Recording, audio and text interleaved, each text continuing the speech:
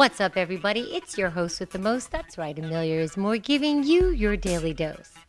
Now, the essence of our next guest, no pun intended, I think anyone and everyone who comes in her presence thinks about their calling because she is so clear about hers. 37 years at Essence Magazine, her life journey, her inspiration, her child, her family and friends have all culminated her to this next step that I think is probably the reason for her passion in life.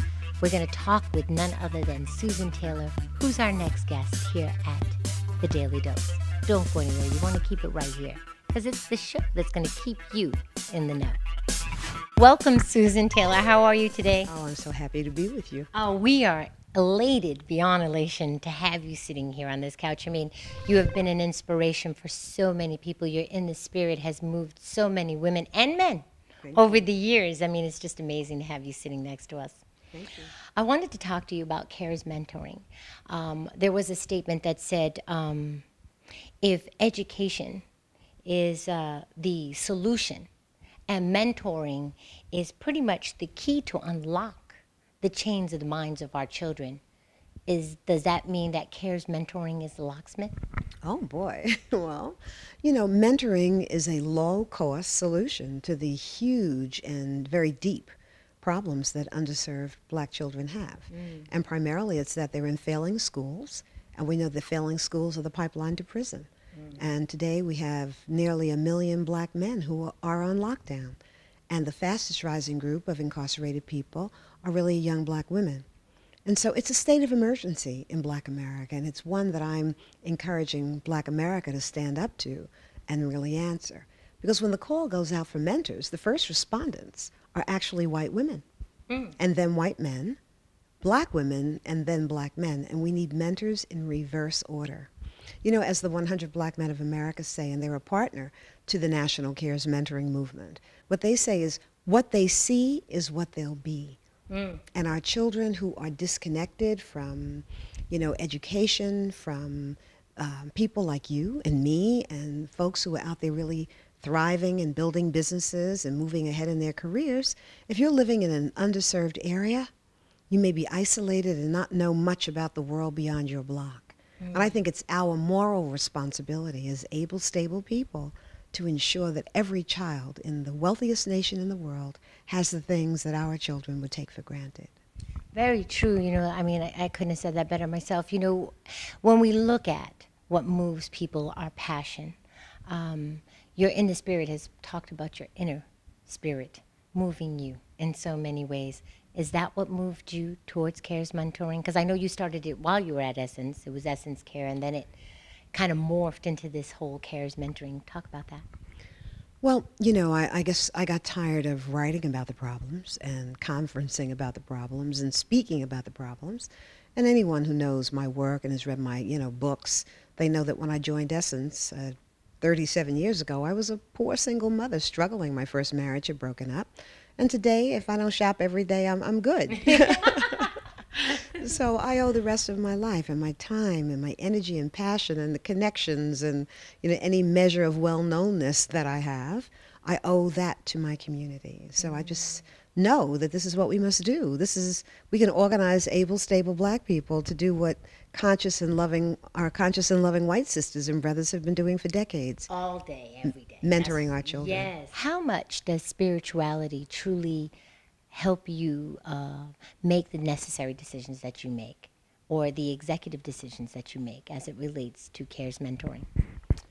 I try to live my life. Don't think I'm successful all the time, because I'm not, but through the prism of the divine. Whether we call the divine God, Allah, Jehovah, Yahweh, the divine intelligence in the universe that created us, imbued us with an aspect of that divinity.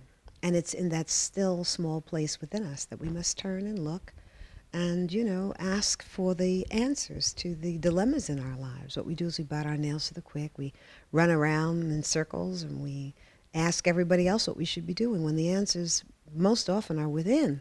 Or if we get still enough, we'll find the person who we should be speaking to and not just running randomly, doubting and fearing. And so I did take this to quiet time. And I did say, to the Holy Spirit, what would you have me do? And I knew then that it was time to leave Essence, where I'm not needed today. We handed the reins to the next generation, trained them magnificently well. The magazine is stunning. Yes.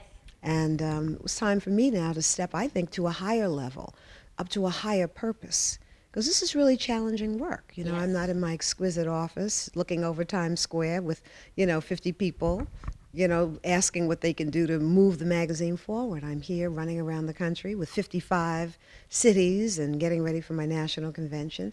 But never have I been more nourished or more fulfilled. Because I really believe that this is the work of the Spirit. The Holy Spirit is only asking one thing of us. And that is that we take care of the least among us, ourselves first, so that we're giving from the overflow, but that we take care of the least among us. And we're not doing that as a society. No, we're not. It's so unfortunate.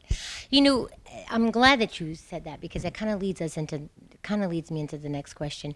The state of education as it relates to underprivileged children is really deplorable. Where do you see education going in the future? And with the mandate from our president, programs such as yourself, additional monies that are now being flooded into the educational system, is there potential for progressiveness? Well, we hear about the stimulus dollars that are flowing into communities, but they're still laying off teachers. It's happened in this city and in all cities around the country. This is the reality, because there's such a gap in services in underserved areas. In wealthier communities, like where my daughter and my granddaughter live, whatever the school doesn't have, the parents supply. When you have parents who don't, and you see education budgets are set based on property taxes. So if you're talking about, poor rural or inner city communities where people don't own their property, then there's no substance, there's no revenue to support the educational system. And what we need is equity in education so that every child, has an opportunity. So no, the monies are not flowing to education in the way that they need to. They're there. Look at what happened in California. Last summer in California, they suspended all programs. So there were no summer programs for children. And the very same thing is happening everywhere. What the people must do is really stand up. We have to help those who we've elected, locally, and those who are representing us in Congress, to know, we have to make them know that to us, education is important.